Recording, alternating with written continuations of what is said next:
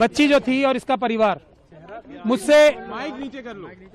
मुझसे ये रोज पूछ रहा था कि क्या अब हम अगले 5 मिनट जिंदा रहेंगे या नहीं रहेंगे। अब कम से कम मैं इन्हें ये बता सकता हूं कि आपके पास अभी बहुत छोटी सी रिलीफ मिली है।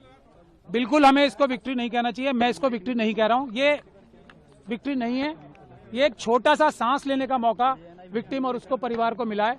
इसके अलावा इस फैसले को मैं कुछ भी नहीं देख सकता, क्योंकि जो सीबीआई ने जो स्टैंड लिया है, जो हमें डर था वही किया उन्होंने।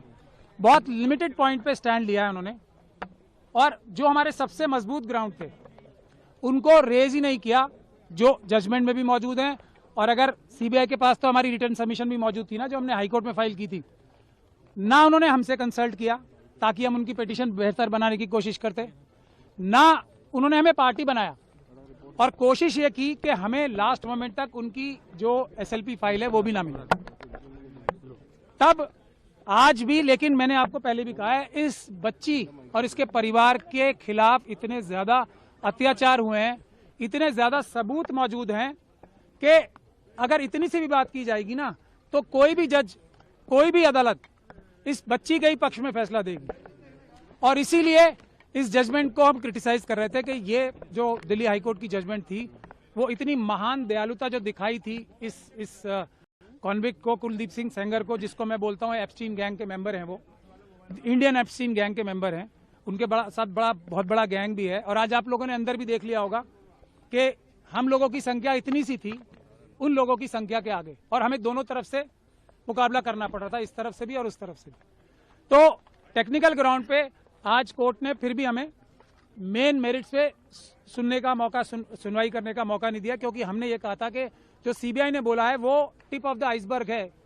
हमारे पास अभी मेजर पोर्शन है, जिसमें ये पब्लिक सर्वेंट की बात तो बहुत छोटी है ना, पब्लिक सर्वेंट के अलावा ये person in dominance in control है, क्योंकि इसी जजमेंट में लिखा हुआ है कि कुलदीप सिंह सेंगर साहब ने पंचायत होल्ड करके सबको बुलाया था अपने सामने, और ये बोला था कि केस फाइल करो या ना करो ये मैं तय करूंगा। इस तरफ की बातें इसी जजमेंट में लिखी हुई। तो हमें ये भी बोलने का मौका नहीं मिला, हमें ये भी बोलने का मौका नहीं मिला कि जो दूसरा मेजर इशू है जिस वजह से ये सस्पेंशन दी गई थी, तो वो इसलिए दी गई थी कि सिर्फ 7 साल की मिनिमम सजा है। अब जब मिनिमम सजा इतनी है तो इसको छोड़ देना चाहिए। ये एक ग्राउंड था जो हम चैलेंज करेंगे भी, अभी क्रिटिसाइज भी करेंगे। तो मैक्सिमम पनिशमेंट देखी जाती है ना, ये कोर्ट, कोई भी हाई कोर्ट ये फैसला तभी दे सकती है जबकि वो डिटेल में फैसला दे कि इसमें मिनिमम पनिशमेंट से ज्यादा दी नहीं जा सकती।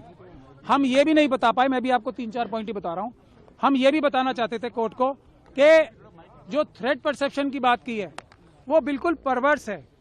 इस बच्ची के तो पिता को मारा गया, इस बच्ची के साथ रेप, गैंग रेप किया गया, इस बच्ची के वकील को मारा गया, इस बच्ची के मौसी चाची को मारा गया।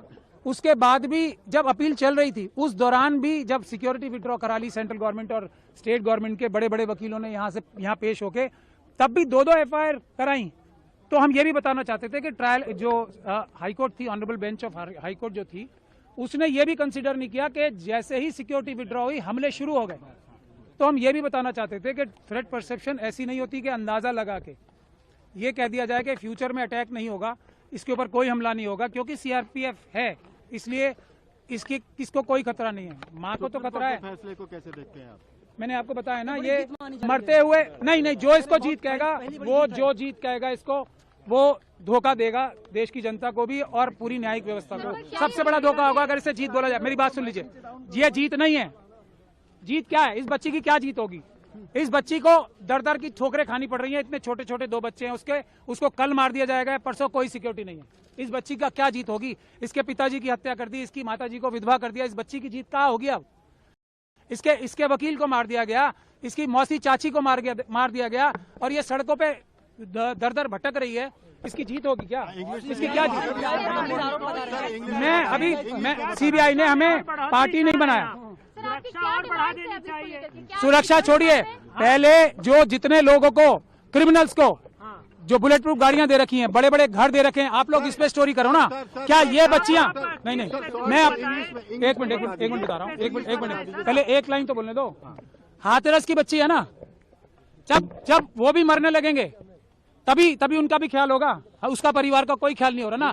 ये हमारी, बस लास्ट लाइन बोलिए, ये हमारी सिस्टम का फेलियर है, हमारी सोसाइटी का फेलियर है कि हम 2 दिन 4 दिन तो किसी इशू के बारे में एक्टिव रहते हैं, उसके बाद निरंतरता नहीं होती। यही जो गिद्ध है ना एप्स्टीन गैंग के, ये बात इस बात को जानते हैं कि 5-6 दिन 1 महीने से ज्यादा देश की जनता भूल जाएगी, क्योंकि अपनी परेशानियों में मुब्तला हो जाती है। मैं इसको, अगर आप इसको रिलीफ कह रही हो कि जो इतनी एक तरीके से, पूरी तरीके से कानून व्यवस्था और सब लॉ के खिलाफ जो हाईकोर्ट की जजमेंट थी उसको रोक दिया गया, तो फिर मैं रिलीफ कह सकता हूं, लेकिन ये बच्ची को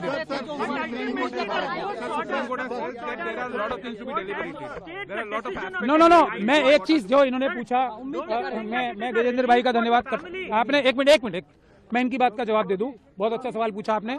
हम उम्मीद ये कर रहे थे कि एक सुओ मोटो जो सुप्रीम कोर्ट ने संज्ञान ले रखा था सभी बच्चियों के बारे में, जो छोटी बच्चियां हैं उनके रेप और मर्डर्स के बारे में, उसको रिवाइव हम कम से कम करा देते, लेकिन हमारी सुनवाई नहीं हुई।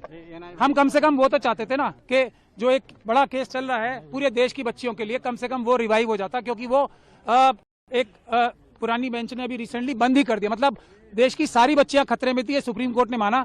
अब वो रिवाइव करने के लिए हमें दोबारा एप्लीकेशन लगानी पड़ेगी। ये इन बच्चियों की, इनके परिवारों की सबसे बड़ी प्रॉब्लम होती है।